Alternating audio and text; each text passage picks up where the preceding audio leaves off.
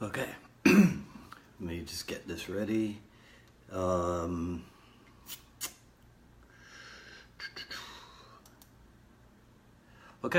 hello everyone. This is Dwight Woods, the Jeet Kune Rebel, and we're here on the I Love Jeet Kune broadcast once more. This is broadcast number 14. Kind of cool that it's being done on Wednesday the 14th. What do you call today? Ash Wednesday and what's the other one? Valentine's Day. All right. So this is the one about who can teach Jeet Kune. Let me give you a little bit of background on this. It came, as some of you know, I answer some Jeet Kune related questions on Quora.com, and this happened to come up, and so then I shared it on my other Facebook page, and then I thought, last week we had talked about last week was the one all about the threes, right? The stages of combat and that kind of stuff. And I had promised that we would do something about Bruce Lee quotes this week. But when this thing about teaching Jeet Kune came up, I thought, you know what, that's going to be a pretty hot topic. So let's delve into that today. Let me do the t-shirt thing for my friend. Here you go. Okay. So I wish that, in all honesty, I wish I had a better answer to the question, who can teach Jeet Kune, than this answer. Just about anybody who cares to hang his or her shingle out and declare themselves a Jeet Kune instructor.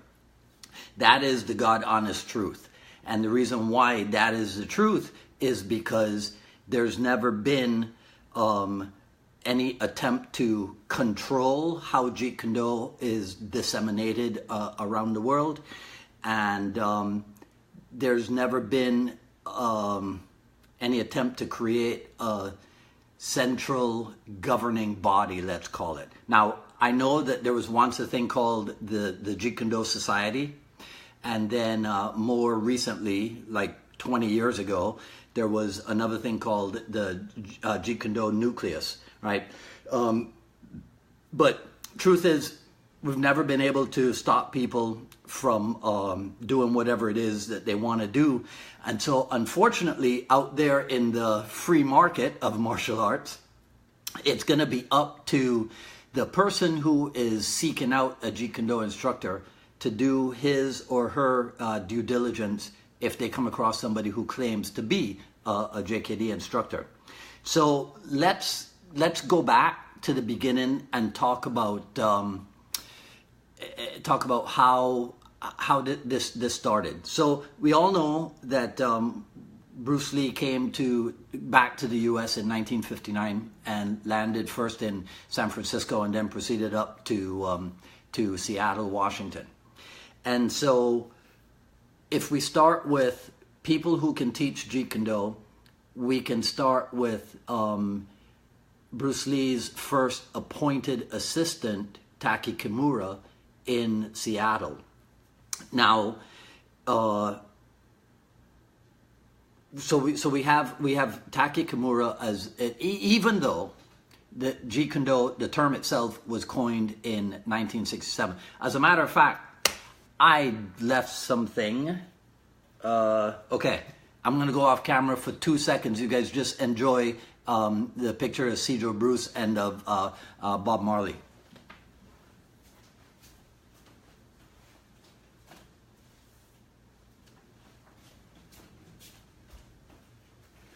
Okay, that's that. I had to go get my reference material for today, which is Inside Kung Fu. What is this? July 1988. Right. So in here, there's a thing called Inosanto. Man, I can never get this camera right. Okay, there we go. Inosanto sets the record straight. And so what this is it says Dan Inosanto tries to calm the confusion running rampant within JKD circles. He says, if you didn't study with Bruce Lee, you can't call it Jeet Kune, right? Okay, so there are some people who will take that absolutely literally, right? Without understanding that this is a thing that's from what, 30 years ago, right? So here's what it says.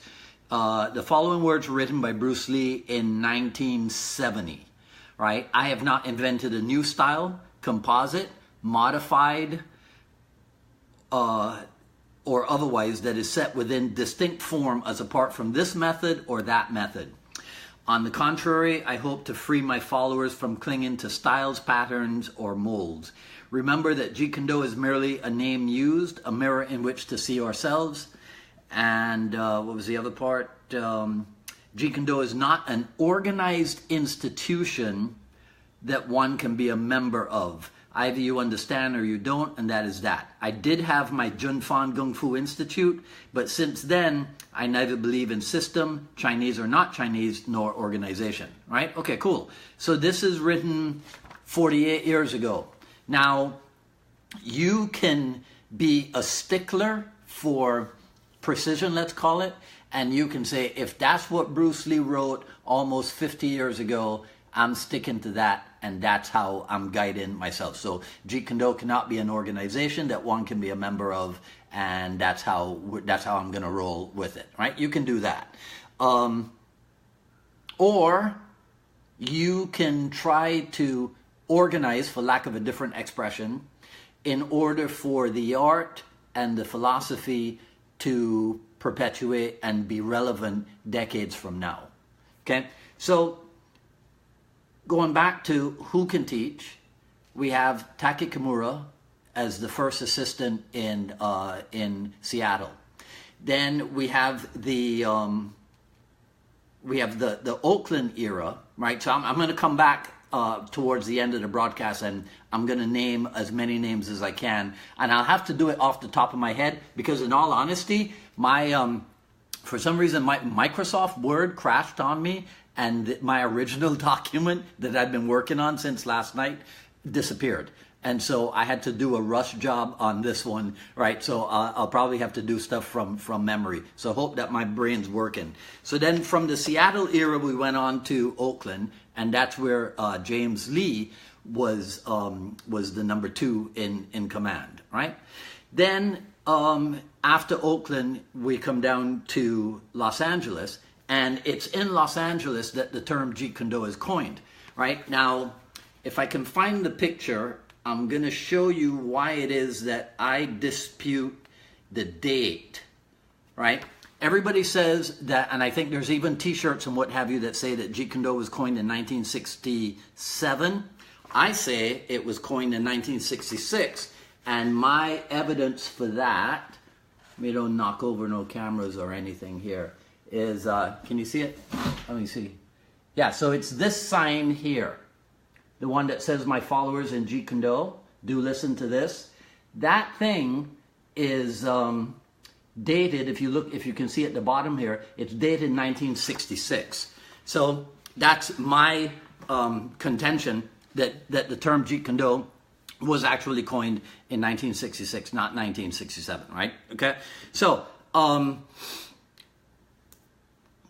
everybody knows, or everybody should know, that when the Chinatown School was opened up, in which I think that actually happened in '67, when the Chinatown School opened up, Dan Inosanto was the actual Sifu, and Bruce Lee was more of the Qigong, because 90% of the classes during the 2 years, I think, that they were open were taught by Dan Inosanto, and 10% of the classes were taught by Bruce Lee, and Dan Inosanto assisted Bruce Lee in the 10% of the classes that he taught, right? So in this same article here, the one that says Bruce Lee explains Jeet Kune Do, it says, so far, I have only 3 assistants teaching for me when I cannot be there. Taki Kimura, a friend and capable qualified assistant for over 10 years, teaches occasionally in Seattle, Washington.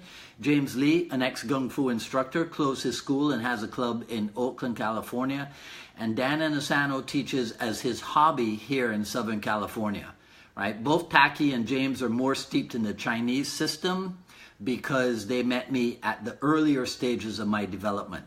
Consequently, whenever I see them, I try to liberate them more from one way to no way and to walk the pathless path. Dan met me during the midst of my evolution, though he has less training than either Taki or James, right? So again, this was written almost 50 years ago, 1970 or so. So a lot has changed in that time. Let's just cut to it right now, because like I said, I'm trying to do some of this from memory and then from my recovered document here, right? So in 1970, after Bruce Lee left for Hong Kong, right, and he told Inosanto to close the Chinatown school, take the most dedicated people to your backyard and train them there. And that's what they did for about 4 years until Bruce Lee passed away. And then in 1974, they opened up what was officially called the Filipino Kali Academy and Junfan Gung Fu Academy of Los Angeles, right? Because they wanted to have somewhere to simultaneously promote the Filipino martial arts, but also have a rallying point for further evolution of the Jeet Kune Do method.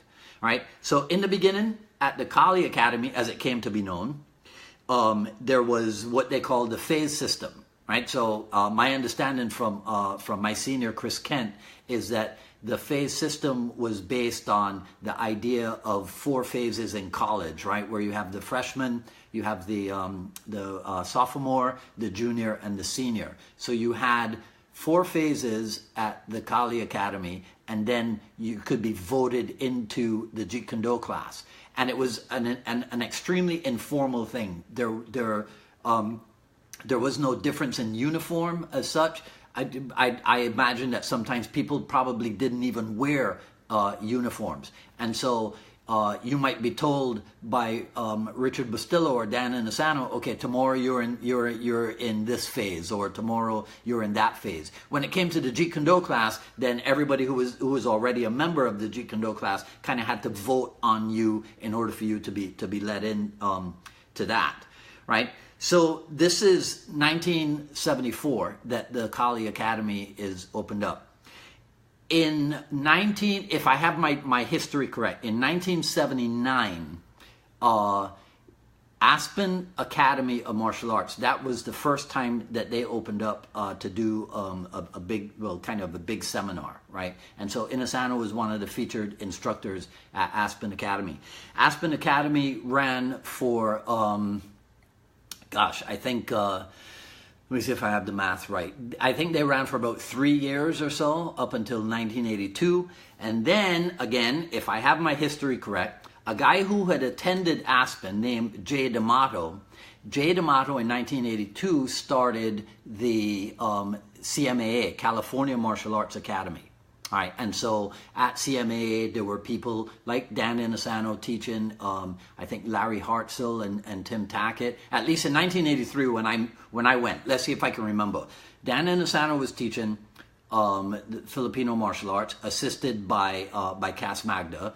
Larry Hartzell and Tim Tackett were teaching the Jeet Kune Do class. Francis Fong was there for Wing Chun. Stephen Hayes was there for ninjutsu. Daniel Doobie was supposed to have a Savat seminar, but I think that got canceled. And who else? Bill Wallace, Bill Superfoot Wallace was there teaching kickboxing, and that's everybody that I can remember, right? And so. This is 1983, but that whole seminar thing started towards the end of 79 and the beginning of 1980. CMAA ran up until 1986, I think, 85 or 86. And then a guy that I personally met at CMAA, Vic Payne, he started the Smoky Mountain Camp in 1986, and I think that one ran for about 10 years. I'm giving you all of this history and background so that you understand how the dissemination of Jeet Kune Do information grew into a worldwide phenomenon. Because now with all the seminars, as a matter of fact, if you're old enough, or if you can get your hands on a pre-1983, let's say, Inside Kung Fu or Karate Illustrated magazine. If you look in the back at the events, it would be tournament, tournament, tournament, tournament, tournament. But by the mid-1980s, that event calendar had been replaced pretty much by seminar, seminar, seminar, seminar, right? So I'm giving you the background so that you understand what we're talking about, how it is that different people came to be certified, allowed, permitted, or whatever to teach Jeet Kune Do, right? Another set of seminars that came about was a thing called the Northeast Conference, which my good friend Kevin Seaman helmed up in New York, and then there was also the equivalent Southeast Conference, which was helmed by Sifu Francis Fong in Georgia, right? And at some point there was another thing that came up called what was it called? I forget what it was called. Karate Academy or something. I forget what it was called, but it was at Radford University, or University of Virginia Radford or something, right? Okay, so that's significant to a certain degree. So there's a lot of seminars going on. There's people coming from all over the USA and from all over the world. And the idea then of being able to spread Jeet Kune Do around the world, literally around the world, that comes into mind. And so just like with the 4 phases previously, Sifu Dan came up with the idea of, well, I think it was him and some other people. They came with the idea of having 4 levels of instructor. So there's apprentice instructor, there's associate instructor, there's full instructor, and then there's senior full instructor, right? Remember that, you know, sometimes you'll hear some people say, oh, well, there's no ranking system, or there's no belts, or there's no whatever in Jeet Kune Do. That's dead wrong. Right? Again, in this same magazine, let me find it here for you. In this same magazine, there is the depiction of Bruce Lee's ranking system, right? And actually, on the Jeet Kune Do Wednesday night group's website, I think you can find an easy copy there to read. But it does show the 3 ranking systems. There was one that Bruce Lee used from 1965 to 1968. Then there was a second one that was used from 68 and then disbanded in 69. And then Sifu Dan says he reinstated it in his backyard school in 1970 and then dropped it in 1974. So apparently in 74, when the Kali Academy started, this ranking system might have been dropped. And then the Junfan Gung Fu clan, in pursuit of Jeet Kune Do concepts, ranking system reinstated in 1988 by Taki Kimura and Dan Inosanto. So I think unless things have changed, this is the one that everybody is working on right now. So that goes unranked, first rank, second rank, third rank, fourth rank. Second rank is the advanced student who is eligible for apprentice instructor. Third rank is associate instructor. Fourth rank is full instructor. Fifth rank is senior full instructor. And then sixth rank is Dan Inosanto. Seventh rank is Taki Kimura. And eighth rank is Bruce Lee. So you really can't go past fifth rank in this current ranking system. All right. So another thing that affected the whole instructor certification was something that grew out of, I think that it grew out of something that happened in Inside Kung Fu. So Sifu Dan was writing his column for Inside Kung Fu called In the 20th Century. And when he stopped writing that column, it was replaced by Ted Wong's column called Classical Jeet Kune Do. Now, in the 20th century, I think, this is my opinion, Sifu Dan probably named it that way in order to show how Jeet Kune Do was continuing to evolve in the 20th century. My understanding is that Ted Wong called his column Classical Jeet Kune Do, not to differentiate it from anything else, but the same way that classic could refer to a work of art, right? So like a piece of music, a painting or something, you know, maybe an old car that you call a classic. Ted Wong considered Jeet Kune Do to be a work of art, and so he called it classical Jeet Kune Do.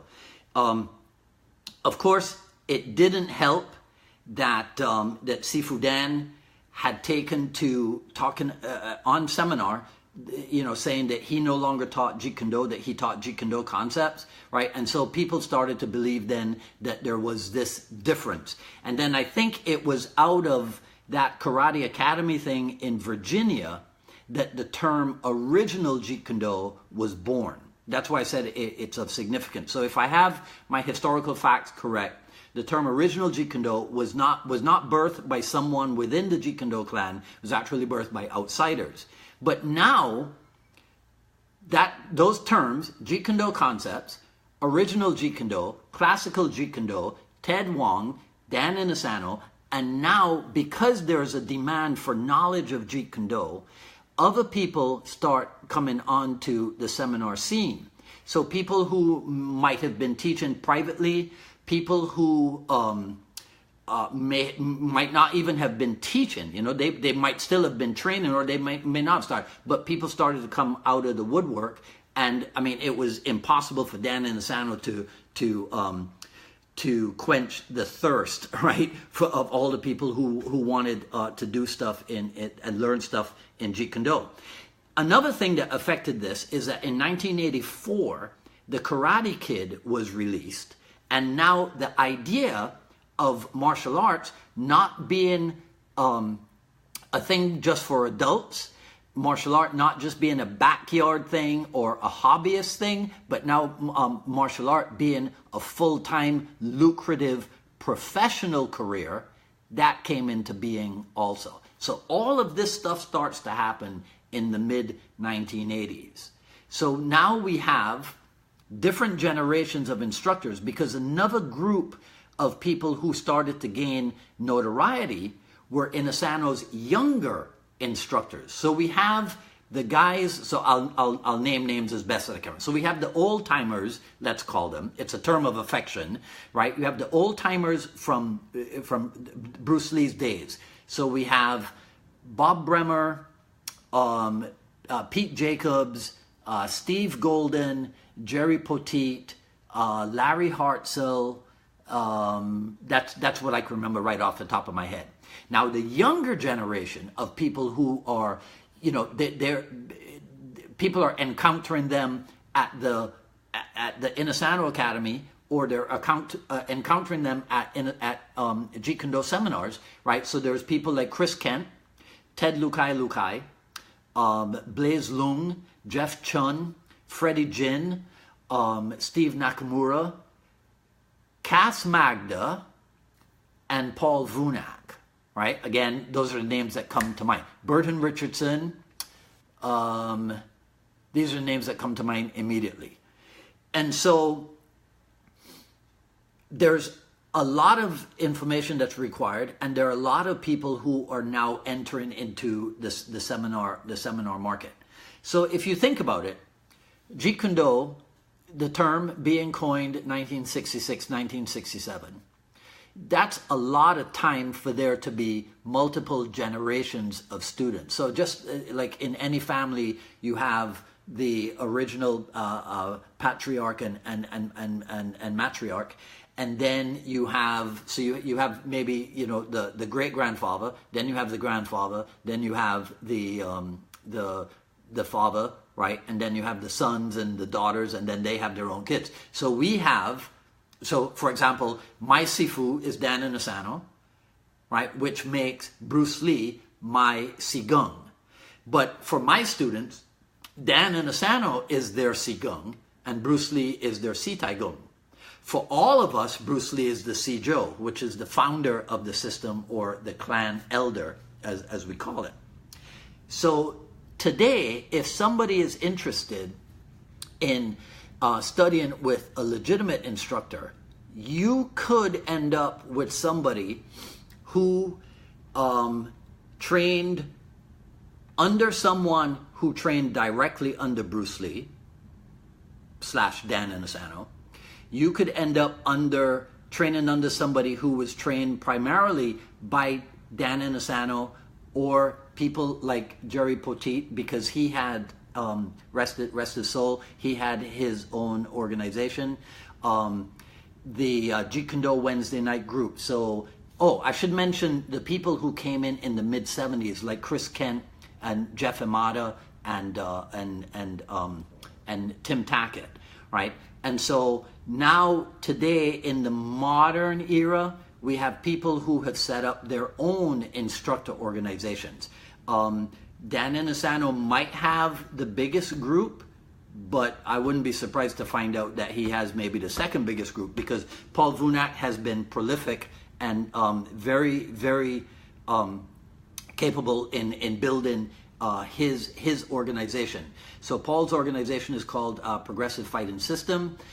Burton Richardson's organization is Jeet Kune Do Unlimited.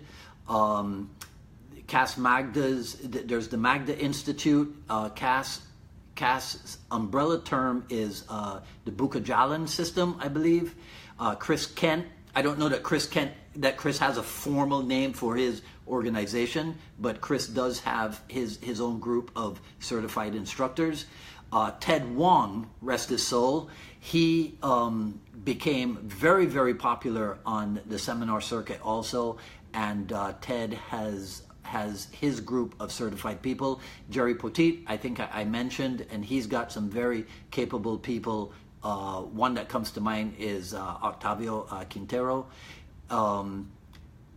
Let's see, who else is there? I should mention one of my favorite Jeet Kune Do people of all time, right, who is, like me, not a Los Angeles-based instructor, and this is Rick Fay of Minnesota Kali Group fame and notoriety up in Minnesota. Yeah, that's why it's called Minnesota Kali Group. Rick is a standout because I believe he is one of the first people to be promoted to the level of senior full instructor outside of California, right? So let me think of some other names. Ron Balicki is another very capable instructor with his own group. If I forget anybody, it's just because I'm trying to do this from memory and not from my notes, which, you know, I lost. So my advice to anybody who is seeking out competent Jeet Kune Do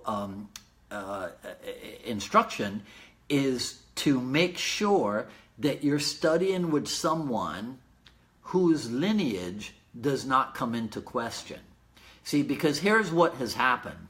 There are some people who kind of take advantage of a spurious association with Jeet Kune Do, right? So sometimes you have people who were never, maybe they did do some training, but they were never certified as an instructor, but then they might be in an area or in a situation where they know more than the people surrounding them, and so they're able to pass themselves off as instructors even if their level is suspect and they don't necessarily have depth of knowledge. That has happened, right? I mean, it happens in all martial arts systems, but Jeet Kune Do, because like I said at the beginning of the broadcast, since we've never had a central governing body, because it's not really something that you can do, it leaves the art and the promotion of the art open to, you know, just about any kind of ne'er-do-well nefarious characters, right?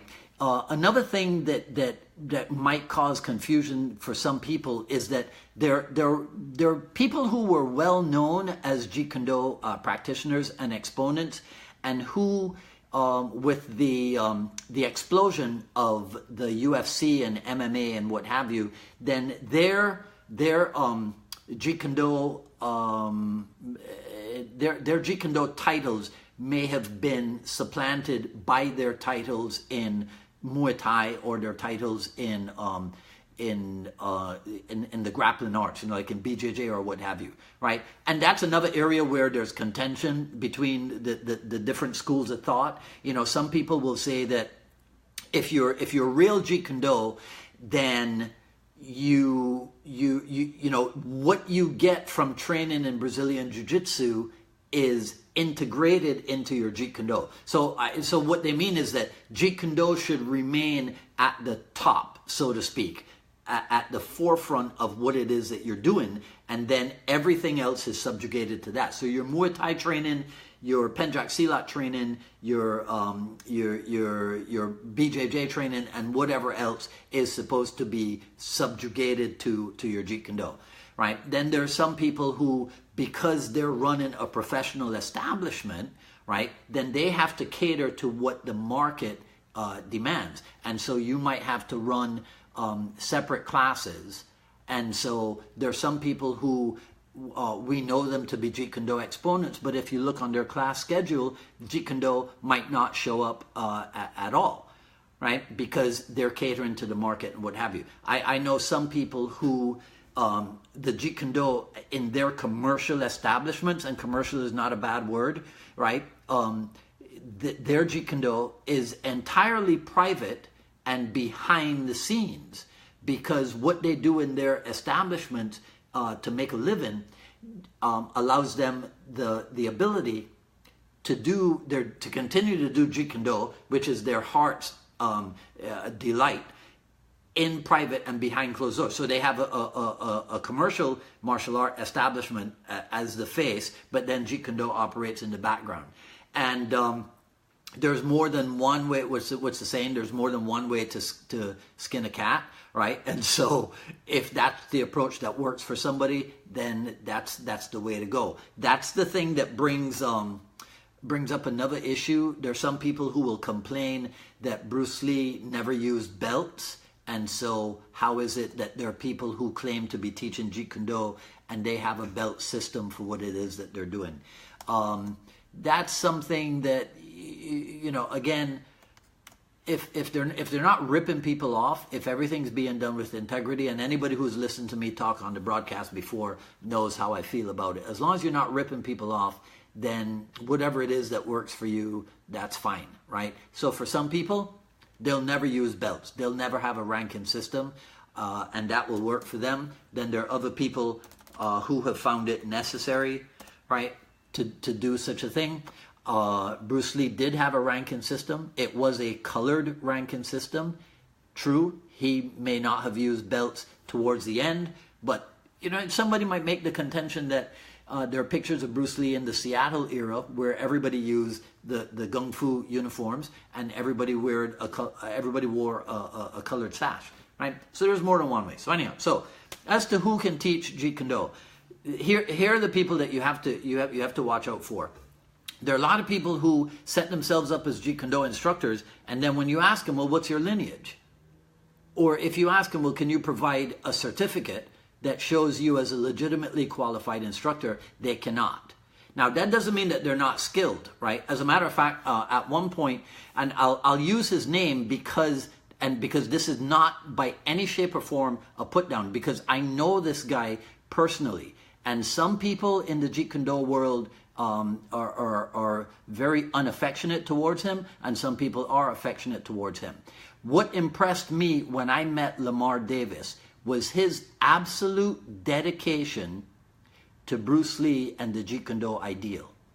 And I think that, so there might have been a time where people, criticize him for not having a legitimate background or something, but to the best of my knowledge, Lamar Davis has trained with about 5 of the original Jeet Kune Do people, and my understanding is that he's certified by all of them. Right. So now I'm not here to I'm not giving Lamar Davis my blessing, or he doesn't need my blessing. I'm just trying to point out that there might be people out there that you will hear somebody else criticizing, but if you do your own research on them, you'll find out that they are legitimate, right? And I know that at one point there was some contention with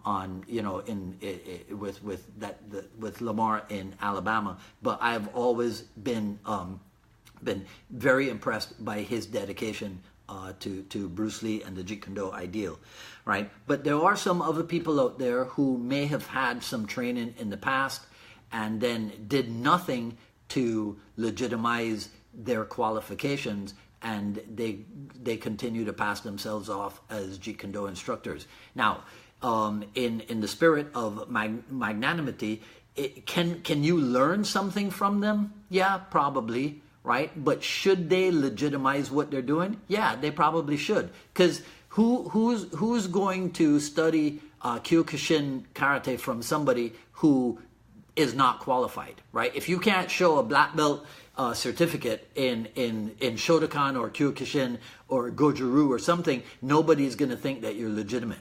So why should people consider you legitimate if you can't show an instructor's certificate in Jeet Kune Do? And that's part of the problem for us never having been able to organize Jeet Kune Do, so to speak. But again, if it was Bruce Lee's original wish that Jeet Kune Do not be an organization, then I think the people that he entrusted to care and promote Jeet Kune Do, if they don't want to form organizations, then they don't have to. But that doesn't mean that their students cannot. Because as Sifu Dan says, he's the one who made the promise to not commercialize Jeet Kune Do. But his students never made that promise to Bruce Lee. And so they have his full permission to do what they do with integrity. So that's it. Who can teach Jeet Kune Do? There's legitimate people. There's illegitimate people. There's no control over it, so to speak, except within people, the organizations that legitimate people have formed for themselves.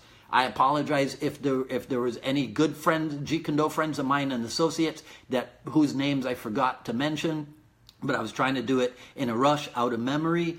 So my apologies if anybody feels slighted by my not mentioning them. I'm trying to run through my brain and call some names out.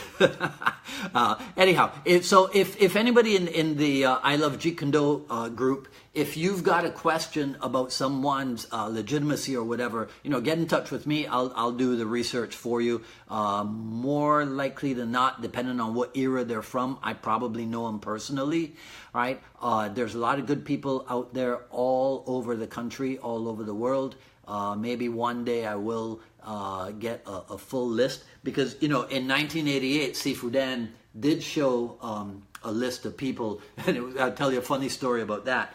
The list continued on a subsequent page, but you know how in the magazines they put continued on such and such page? They neglected to do that, and so a lot of people didn't see some people's names on that list, and so they started to doubt their legitimacy. But then if you scroll through to the back of the magazine, the list continued, right? So unfortunately, people whose last name started with V or W or what have you, they didn't appear on the initial pages, right?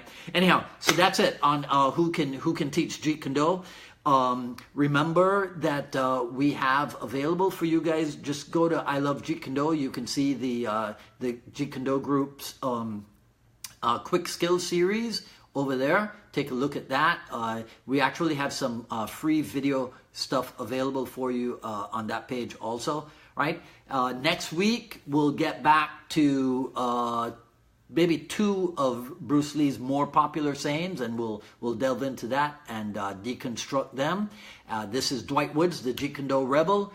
You guys out there in the I Love Jeet Kune Do world, have a great evening. Happy Valentine's. I'm not sure if you say Happy Ash Wednesday. I don't think you do, right? So those of you who are associated romantically, happy Valentine's to you. I'll see you next week, back at 3 p.m. I had some personal stuff to deal with today, and I'll see you then. Take care.